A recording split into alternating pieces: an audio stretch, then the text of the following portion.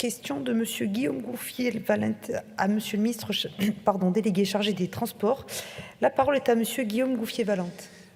Merci beaucoup, Madame la Présidente, chers collègues.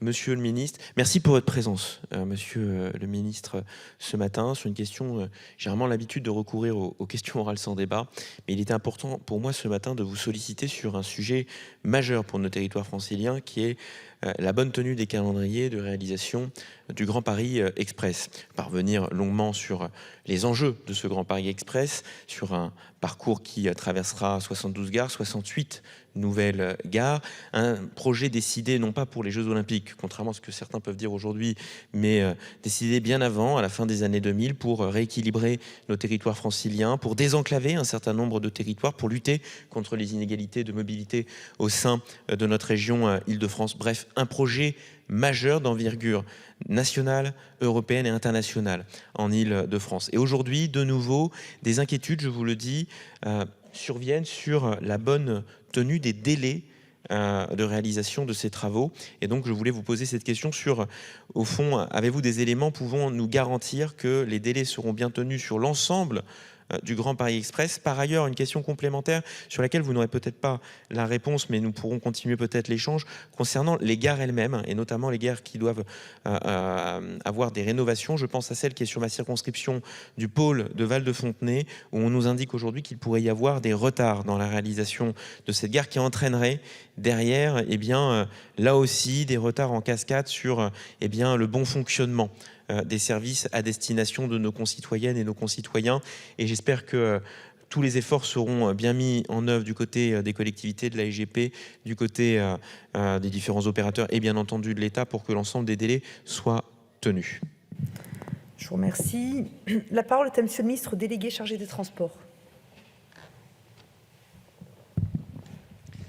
Merci Madame la Présidente, Messieurs les députés, Monsieur le député Gouffier-Valente, merci de votre question parce que c'est un projet essentiel pour votre circonscription, pour votre engagement francilien et c'est un projet essentiel pour nos transports publics en général qui montre l'exemple. Le Grand Paris Express, je le dis d'autant plus qu'il a été lancé par des gouvernements précédents sous d'autres majorités, mais poursuivi toujours depuis, quelles que soient les alternances, ouvre la voie à ce que nous devons faire en termes de maîtrise d'ouvrage à travers la Société du Grand Paris et nous l'appliquerons aux autres grandes métropoles de France pour développer leur transport public.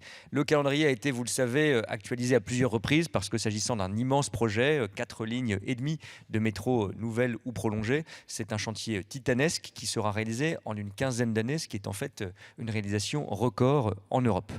Et la feuille de route de juillet 2021 est notre dernière actualisation. Cette feuille de route, je le dis devant vous, sera tenue. Je n'ai pas aujourd'hui d'éléments qui indiqueraient que nous dérapions par rapport à cette feuille de route et nous le suivons précisément avec le président du directoire de la Société du Grand Paris, Jean-François Monteys, notamment sur la ligne 15 Est qui doit entrer en service d'ici fin 2030 selon le dernier calendrier prévu. Et ces délais sont aujourd'hui en bonne voie et je pense que nous les tiendrons, nous ferons tout pour les tenir. S'agissant de la gare de Val-de-Fontenay, je n'ai aujourd'hui pas d'informations qui montreraient qu'il y aurait des décalages ou des difficultés à tenir le calendrier prévu, mais je m'engage à faire d'ici le début de l'année 2024 le point avec vous. Je veux dire aussi que dans le cadre du contrat de plan État-région, qui ne porte pas sur les financements du Grand Paris Express, nous avons d'autres grands projets qui sont importants, qui concernent aussi votre circonscription et votre territoire. Je pense au prolongement de la ligne 1 du métro, pour lequel je connais votre engagement. Il y a eu des décalages, pour le coup, que j'ai assumés parce que je n'ai pas pu valider, compte tenu de ces difficultés ou de ces défaillances environnementales, le projet actuel. Mais des études doivent être relancées et l'État est prêt à les soutenir, notamment dans le cadre du contrat de plan État-région. Je vous remercie. La parole est à Monsieur Guillaume Gouffier-Valente. Oui, merci Monsieur le Ministre pour cette réponse très complète et merci pour d'ailleurs avoir un peu débordé, on va dire avoir pris le point sur le Val-de-Fontenay dont nous pourrons parler et d'avoir élargi le spectre de votre réponse effectivement au projet de la ligne 1 qui reste d'actualité, même si effectivement nous aurons des décalages sur ce projet, mais qui reste bien à l'ordre du jour. Permettez-moi aussi, au-delà de saluer votre action, de saluer effectivement l'action de l'ensemble des équipes de la direction et de l'ensemble des équipes de la Société du Grand Paris.